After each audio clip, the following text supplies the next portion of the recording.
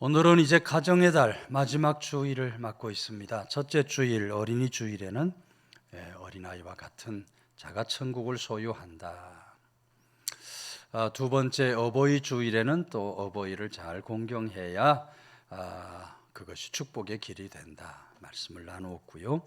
오늘 가정의 달 마지막 주를 보내면서 행복한 부부, 행복한 가정을 우리가 어떻게 세워가야 할 것인가, 에베소서를 통하여 바울 사도를 통하여 들려주시는 하나님 말씀을 듣게 되는데요.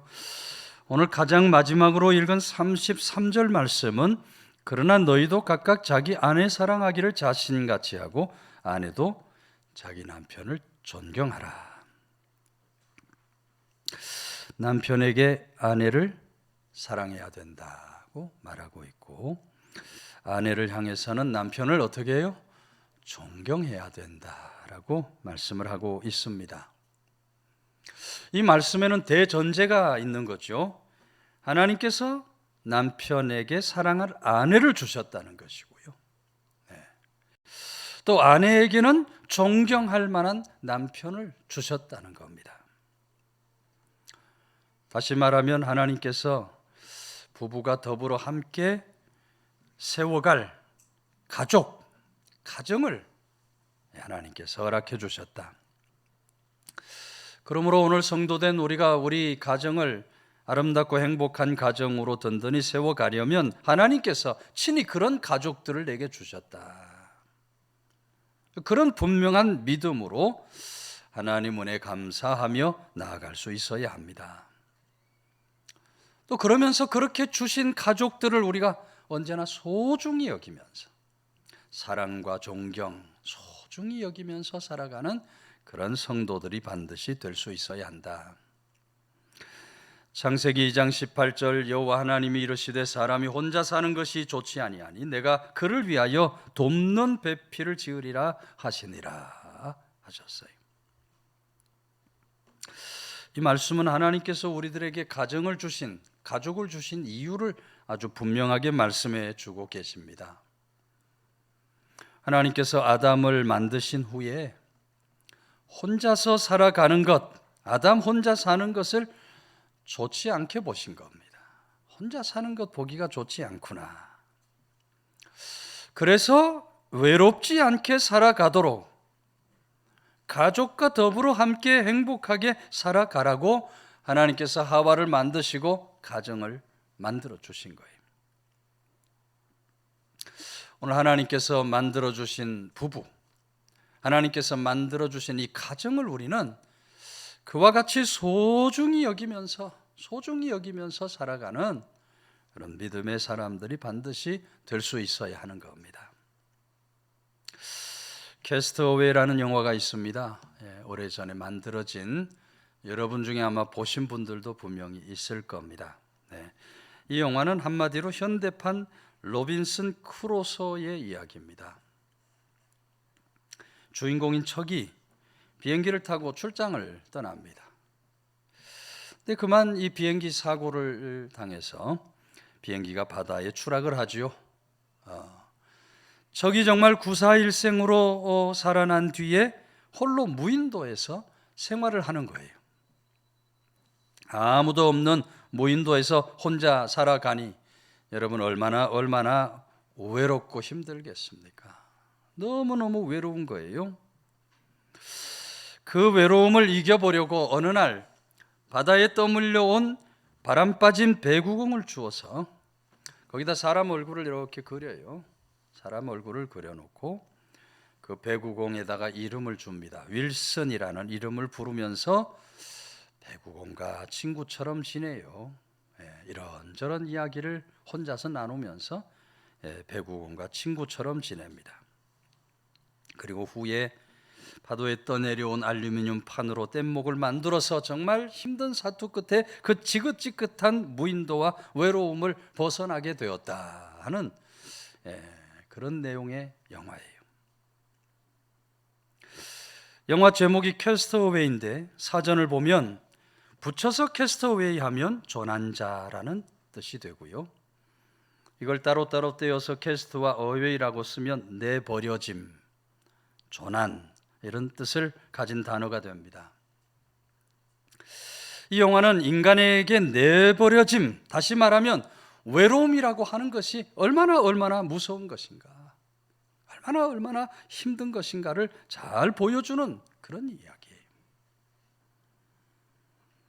여러분, 하나님께서 우리들 외로움을 너무나 잘 알고 계시는 하나님이세요. 캐스트어웨이, 혼자 내버려진 채 겪는 그 어려움이 얼마나 어렵고 힘든 것인가 하는 것을 우리 하나님께서 너무너무나 잘 아시는 거예요. 그래서 아담에게 하나님이 배필로 하와를 만들어 주시고 둘이 하나가 되는 그런 가정을 세워주신 겁니다. 외로움을 이기고 살아가라. 부부 하나 되어서 행복한 삶을 살라고 하나님께서 가정을 만들어 주신 겁니다. 그러므로 여러분, 가정은 홀로 내버려진 채 살지 말고 서로 보듬어 주면서 살라고 하나님께서 세워주신 피난처가 되고, 외로움을 이겨내고 함께 행복하게 살아가라고 만들어주신 보금자리와 같은 곳이 바로 우리 가정이다. 오늘 우리들 그런 가정을 만들어주신 하나님께 감사하며 살아가야 할 줄로 믿으시기를 바랍니다. 감사하면서 우리 가정을 주신 하나님, 가족을 주신 하나님 앞에 날마다 감사하면서 이 가족을 소중히 여기면서 살아갈 수 있어야 돼요. 이 캐스트어웨이 영화 속에 정말 인상적인 장면이 몇 군데 나옵니다. 주인공인 척이 윌슨이라는 배구공으로 만든 인형을 보면서 오열을 하는 장면인데요. 한 번은 이깟 배구공을 친구 삼고 있는 자신이 너무 한심한 겁니다. 아니, 다 찌그러진 배구공 거기다 얼굴 그려놓고 이걸 친구라고 삼고 살고 있으니 얼마나 한심한 생각이 들어요. 그래서 공을 멀리 던져버려요. 그야말로 캐스트어웨이를 한 겁니다. 내버려진 자신이 윌슨을 또 내버린 거예요. 시간이 조금 지나니까 다시 외로움이 또 몰려오기 시작합니다. 그래서 내던져버린 그 윌슨을 찾기 위해서 막 여기저기 찾아 헤매죠. 윌슨이 어디 갔는가 여기저기 찾아 헤맵니다. 그렇게 겨우겨우 찾은 윌슨을 가슴에 꼭 끌어안고는 막 오열을 하는 거예요. 마치 이상가족 상봉한 것처럼 말이죠. 그 배구공을 끌어안고 막 뜨거운 눈물을 흘리면서 통곡을 합니다. 뗏목을 타고 무인도를 탈출할 때 그렇게 소중히 여기는 윌슨을 뗏목에 태워서 탈출을 시도합니다. 그런데 파도가 들이치니까 그만 윌슨이 파도에 떠밀려서, 그 공이 떠밀려서 가는 거예요. 윌슨을 잡아야 되는데 파도에 그 윌슨을 잡을 수가 없어요. 그저 그 떠나가는 윌슨을 바라볼 수밖에 없습니다. 그러면서 또다시 오열을 해요. 마치 사랑하는 가족과 다시 볼 수 없게 된 것처럼 막 통곡을 하는 겁니다. 여러분, 이 영화가 우리에게 무엇을 말해줍니까? 여러 가지 메시지를 주겠지만 이 영화는 우리 가족들 그렇게 소중히 여기며 살라고 말해주고 있는 겁니다. 배구공으로 만든 인형도 때로는 그렇게 소중한 존재가 되는데, 하물며 우리들에게 보내주신 가족들 얼마나 소중한 존재들인가. 얼마나 소중한 존재들. 서로 소중하게 여기면서 살아갈 수 있어야 돼. 우리 부모님을, 우리 자녀들을, 우리 남편과 아내를 서로 소중히 여기면서 살아갈 수 있어야 돼. 동시에 우리 모두 몸된 제단에서 하나님을 아버지로 섬기며 살아가는 영적 가족으로 만났다. 오늘도 우리 영적 가족이 한 가족 들어왔습니다만 영적 가족으로 만났다. 우리 한 사람 한 사람을 소중히 여기면서 살아가야 할 줄로 믿으시기를 바랍니다. 우리 옆에 있는 분 인사합시다. 소중히 여기며 삽시다. 소중히 여기며 삽시다. 소중하게 여기면서 살아가는 그런 행복한 가정, 행복한 부부, 그리고 또 행복한 교회도 든든히 세워가게 되시기를 주의 이름으로 축원해 드립니다. 22절 말씀, 아내들이여 자기 남편에게 복종하기를 죽게 하듯 하라 그랬어요. 아내들에게 남편을 누구를 대하듯이? 주님 대하듯이 남편을 대해야 한다. 25절에 남편들아 아내 사랑하기를 그리스도께서 교회를 사랑하시고 그 교회를 위하여 자신을 주심같이 하라. 남편들에게 아내를 주님께서 교회를 대하듯이 그렇게 아내를 대하라. 이 말씀을 꼭 전하면 집에 가서 이렇게 살려고 애를 써야 되는데 싸움이 난다 그래요. 오늘 목사님이 복종하라 그랬잖아 그래가지고 몸된 교회를 사랑한 것처럼 사랑하라 그랬잖아. 이래서 싸움이 난다 그래요. 싸우라고 드리는 말씀이 아니에요. 여러분, 우리는 주님께서 교회를 존중히 여기시는 것처럼 우리 가족들을 존중히 여기며 살아가야 돼요. 존중히 여겨야 돼요. 가족들이 소중하다 하는 것을 안다는 것이 다가 아닙니다. 소중하다 아는 것으로 그치면 안 돼요. 가족들이 외롭지 않게 해줘야 돼요. 가족 존중하는 마음으로 대하며 살아야 돼요. 나만 외롭지 않으면 되지, 그래 살면 안 돼요. 가족들도 외롭지 않게. 나만 힘들지 않으면 되지, 아니에요. 가족들도 힘들지 않게. 나만 위로받고 살면 되지, 아니에요. 우리 온 가족들도 위로받으며 살아갈 수 있도록 그렇게 해줘야 돼요. 가족들을 존중히 여겨줘야 돼요. 남편에게 복종하고 아내를 그렇게 사랑하는 것처럼 존중히 여기며 살아가는 그런 가정이 행복한 부부 가정을 세우게 될 줄로 믿으시기를 바랍니다. 여러분, 예전에 TV에서 할머니 할아버지들이 함께 나와서 게임 풀어가는 프로그램이 있었습니다. 게임 방법은 부부 중 한 사람이 어떤 단어를 보여주면, 한 사람에게 보여주면 다른 한 사람이 그 단어 맞추는 게임이에요. 진행자가 어떤 할아버지에게 천생연분이라는 단어를 보여주면서 할머니에게 설명하라 그럽니다. 할아버지가 아주 자신만만한 표정을 지으면서 할머니에게 할멈하고 나 사이 뭐라카노? 할머니가 조금 더 망설임이 없이 왼수 그럽니다. 왼수. 그러니까 할아버지가 얼마나 기가 막혀요. 왼수라 하니까 아니 두 자 말고 넉 자로 그랬더니 할머니가 잠시 생각하더니 역시 큰 소리로 평생 왼수. 그리고 막 폭소가 터졌어요. 폭소가 터졌어요. 저도 그때 얼마나 웃었는지 몰라요. 세상에 연분을 평생 원수라 했어요. 근데 여러분, 이 할머니 할아버지가 웃자고 한 말이 아니에요. 웃기자고 한 말이 아니에요. 순박한 시골 할머니 할아버지가 그 정도로 유머 감각이 있을 리가 없습니다. 정말 할아버지가 할머니를 생각하는 것과 할머니가 할아버지를 생각하는 것이 그렇게 달랐던 거예요. 할아버지는 할머니하고 살아온 세월 생각해 보니까 한결같이 정성껏 지아비로 대해준 그 할머니가 고마운 거예요. 이 할망구 없으면 내가 어떻게 살아왔을까 이렇게 생각하니까 자신과 아내는 천생연분이라고 생각을 한 겁니다. 근데 할머니는 남편을 원수로 생각했어요. 원수로. 그 얼굴에, 대답하는 할머니 얼굴에 원수, 평생 원수하는 그 얼굴에 다 쓰여 있어요. 할아버지가 자기를 무시하고 항상 함부로 대했기 때문에 원수처럼 생각을 한 거예요. 요즘 같으면 아마 그런 남편 벌써 이혼당했을지 모릅니다. 요즘 같으면. 당시 사회 풍조가 그럴 수 없었고요.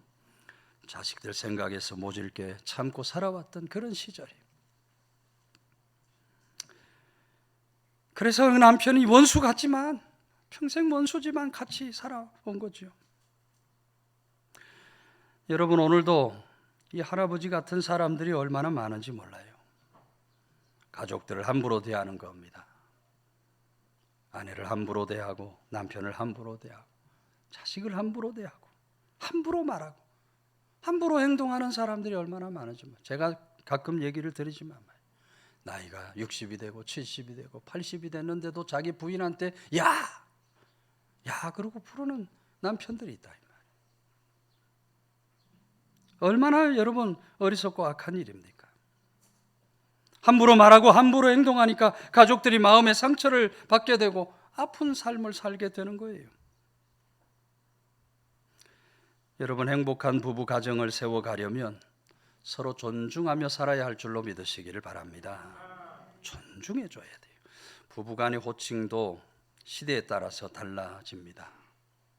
요즘은 서로 이름 불러주는 부부가 많다 그래요. 자기 이름을 자꾸 잃어버리니까 아무개 씨 집에서도 이름을 서로 불러주는 그런 부부들이 생겨난다 그래요. 젊은 부부들은 남편을 오빠 이렇게 부르고, 또 남편은 아내를 자기야 이렇게 부른다 그러죠. 자기야. 호칭이 참 시대에 따라 많이 바뀌어요. 예전에 어떤 방송에서 개그맨 부부가 나왔어요.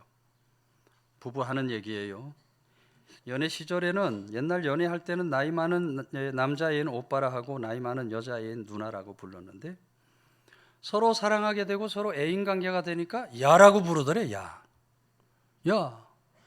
오빠 누나 하다가 야 이렇게 바뀌는 거예요. 그런데 결혼을 하고 나니까 이제 화가 나면 말이지, 야 이 비운 밑에 이응신아, 그런데 자기 남편한테, 자기 아내한테 비운 밑에 이응신아 무슨 말인지 알겠죠? 함부로 막 그냥 서로를 그냥 불러대는 거예요. 여러분, 가까워지니까 호칭이 그렇게 바뀌어 버리더라는 거예요. 그 개그맨 부부의 그 삶을 이렇게 보니까 야, 저거 잘못하면 이혼하겠다 생각이 들어요. 여러분, 사랑이 깊어지면 서로 가까워지는 것 당연한 일입니다. 당연한 일이에요. 그러나 가까워졌다고 호칭을 함부로 불러서 안 되는 겁니다. 말도 함부로 하면 안 돼요. 그래서 제가 가끔 가정의 달에 그런 얘기를 하죠. 남편들도 아내에게 존대를 해야 합니다. 반존대라도 해야 합니다. 호칭도 중요하고 반존대라도. 출근하면서 여보 오늘도 제가 잘 다녀오겠사오니 가정을 잘 돌보아 주십시오. 뭐 이렇게 존대하라는 얘기가 아니라 갔다 올게요. 오늘도 잘 지내. 이런 정도는 할 수 있잖아요. 갔다 올게요. 이런 정도는 할 수 있잖아요. 갔다 올게. 집 잘 지키고 있어. 그러면 그런 소리 들은 아내가 뭔 좋은 마음이 들고 좋은 말이 나오겠어요. 남편과 아내가 호칭을 잘해야 돼요. 여러분, 호칭 중에 제일 좋은 호칭이 무슨 호칭일까요? 어떤 분이 그랬어요. 부부가 부르는 호칭 중에 제일 무난하고 좋은 호칭은 여보다. 여보 하고 부르는 거. 여보라는 말이 어떻게 생겼는지 두 가지 설이 있습니다. 하나는 여기 보세요를 줄여가지고 여보 그런다 그래요. 여기 보세요를 줄여서. 또 다른 하나는 한자로 같을 여자와 보배 보자, 보배 같다. 그래서 여보하고 부르게 된다는 설입니다. 뭐 어떤 설이 맞든지 그만큼 여보라는 호칭은 존중하는 태도가 담겨져 있는 거예요. 여러분, 우리는 서로 존중하며 살아가야 할 줄로 믿으시기 바랍니다. 남편도 아내를 존중하고 아내도 남편을 존중하면서 부모가 자녀를 존중해주고 자녀도 부모를 존중해주면서 행복한 가정을 든든히 세워갈 수 있는 우리 모두가 다 되시기를 주의 이름으로 축원해 드립니다. 다시 12절에서 24절은 아내들이여 자기 남편에게 복종하기를 주께 하듯 하라. 이는 남편이 아내의 머리됨이 그리스도께서 교회의 머리됨과 같음이니 그가 바로 몸의 구주시니라. 그러므로 교회가 그리스도에게 하듯 아내들도 범사에 자기 남편에게 복종할지니라. 복종이라는 말을 두 번이나 씁니다. 아내들에게 남편을 향해서 뭐를 하라고요? 복종하라.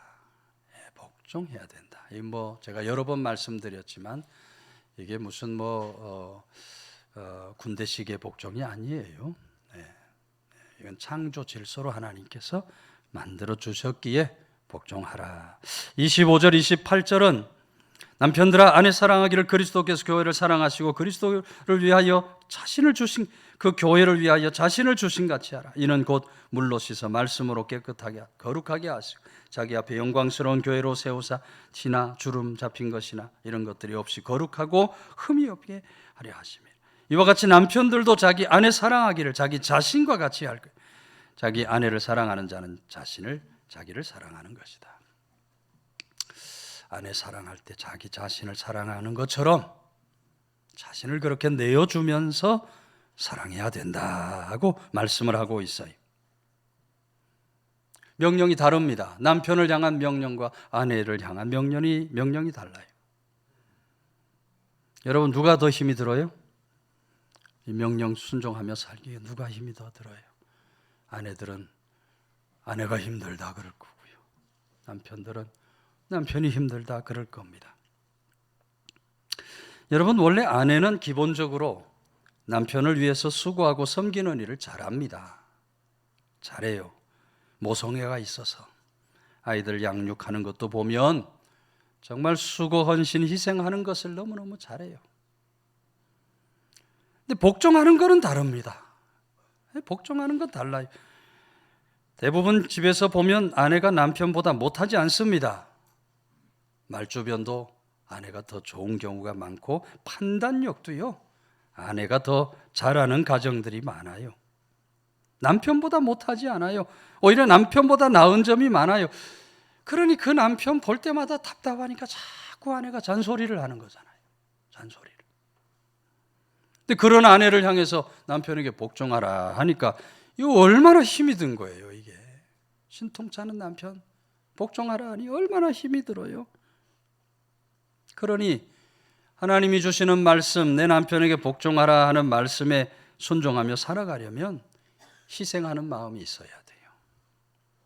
내가 희생함으로 복종하고 살아야지. 희생하는 마음이 있어야 돼요. 남편도 마찬가지예요. 대부분 남편들이 사랑한다고 말로는 잘하는데 자신을 온전히 주는 것은 잘 못합니다. 남자는 자기밖에 모르잖아요. 그렇죠?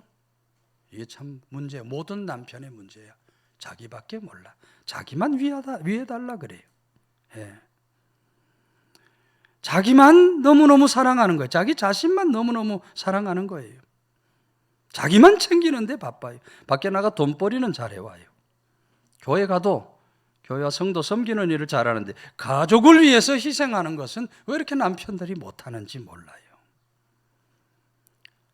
그러니까 남편들이 자신을 주는 것처럼 그렇게 가족을 섬기며 살아가는 데는 역시 희생이 필요한 거예요.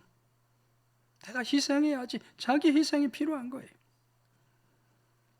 그러므로 여러분 오늘 에베소서를 통하여 주시는 하나님의 말씀은 행복한 부부 가정을 세우려면 희생을 해야 한다.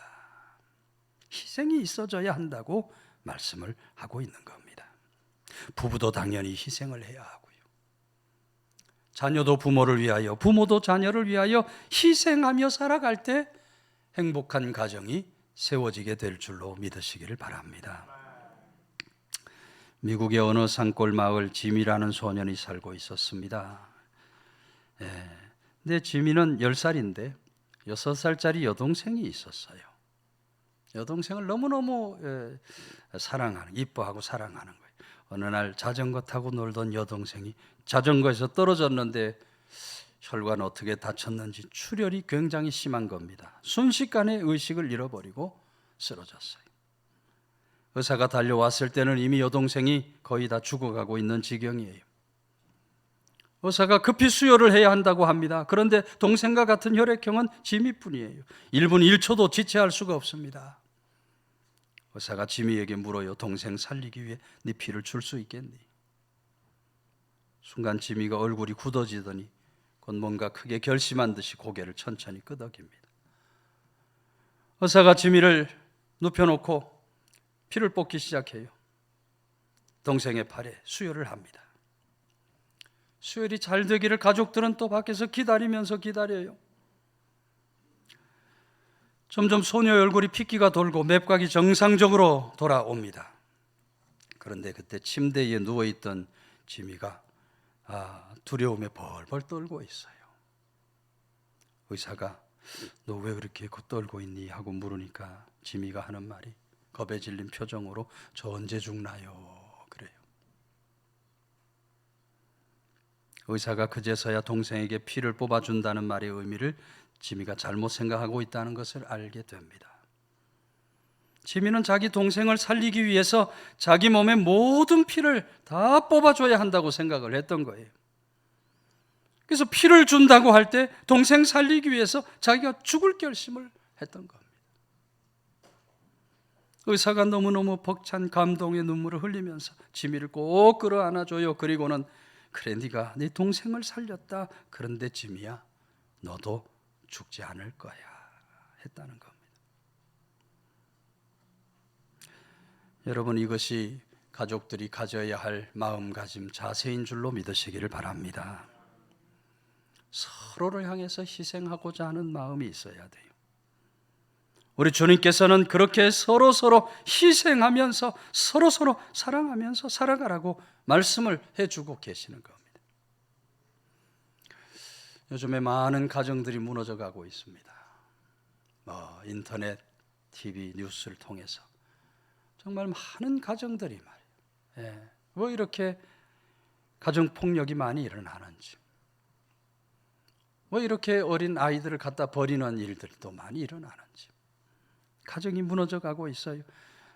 세상 가정만이 아니라 믿음의 가정들도 여러 가지 어려운 문제로 흔들리고 무너져가는 안타까운 모습들을 바라보게 됩니다.